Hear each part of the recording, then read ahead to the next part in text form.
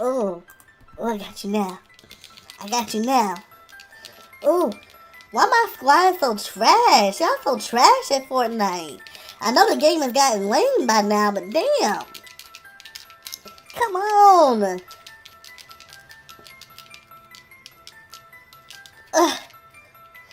Oh, who calling?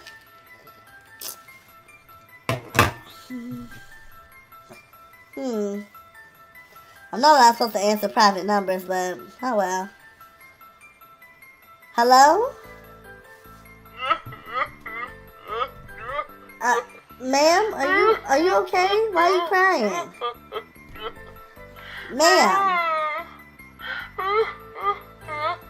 Ma'am, please stop all that crying. I'm only 12 years old. I'm not equipped to deal with this. Wait, is this La Llorona? Yeah, okay, you that little white dress bitch that burned my arm. You better be crying, because trust, my mama gonna be coming after you, and she gonna be whooping that ass. She told me to tell you that next time you contact me, she gonna beat that ass. Puddle of tears ain't scaring us. We from the hood, okay? We from the ghetto. Don't be trying to play me.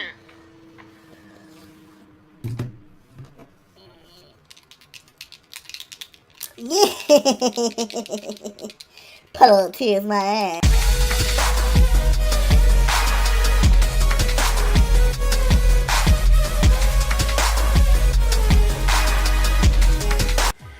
The Curse of La Llorona. Meh. So, I just came back from seeing The Curse of La Llorona, which came out in theaters, I believe, on the 19th of April. I went to go see it with a couple of friends, and I'll be honest with you, it wasn't a film that I was like hyped to see, like Avengers Endgame or Little, but a couple of my friends wanted to go see it, so I said, you know what, I'm always game for a good horror movie, because Big Zo, you're queer nerd, we love the horror, okay? I love horror, okay? And I gotta tell you, this film was kind of disappointing.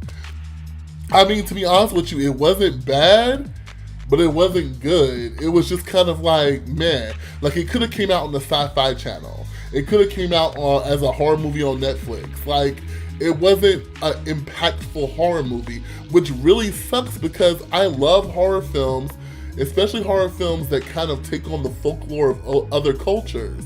And La Llorona, being a Mexican horror folklore, would have been a great way to kind of like bring a new horror villain into our horror films. But there were so many things wrong with this movie, and I'm not saying wrong in a way that made the movie bad, but just made it blah to me. Like, this movie should have took place in Mexico. It should have took place in Mexico. Why were we in Los Angeles? I felt like even though they had Spanish people playing the roles, I feel like they should have really did a lot more with that Mexican culture. And I'm saying Mexican because that's what it is. It's the Mexican folklore, I believe, right?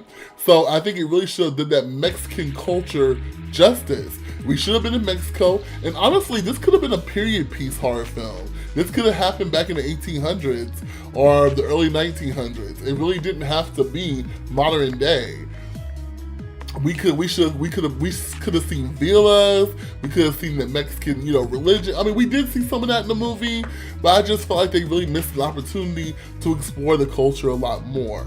And that way, it kind of took away from the scary tone because, I mean, even though, think about the remake for The Grudge, even though there was an American American protagonist, it still took place in Japan, which made it a little bit more creepier to me because you're not in your home turf, you're not in America, so it's not like you are aware of what's going on or there's not that safety net of saying I'm home. So the fact that it took place in Los Angeles instead of Mexico, I think was a big missed opportunity. Also, I hate to say this because the Conjuring era really kind of brought scary movies back on the map, especially ghost stories, but I believe that the formula that The Conjuring and Insidious and those type of movies bring, I think that formula has ran its course.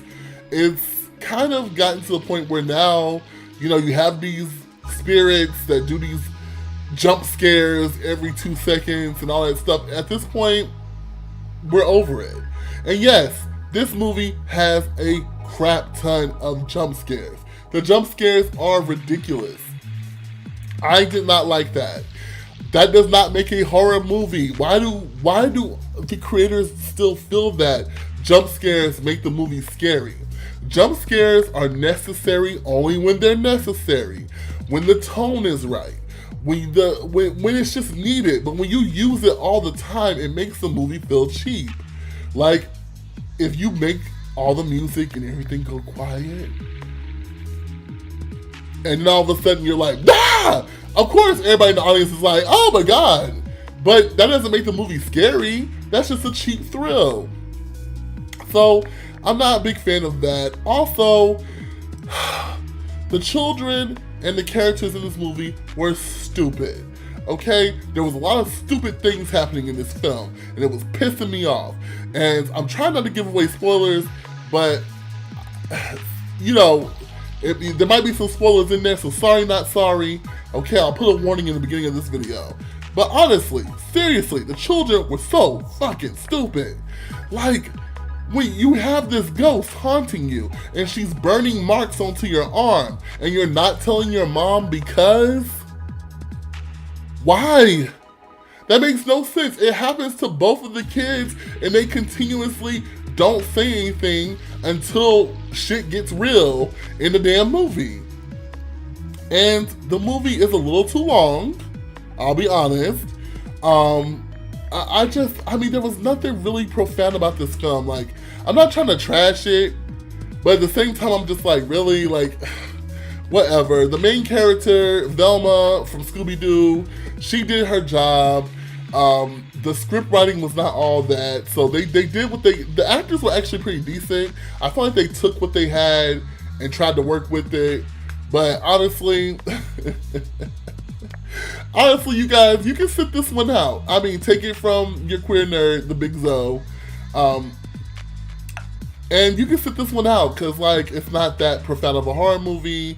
I only went because my friends wanted to go see it, and a couple of them actually liked it.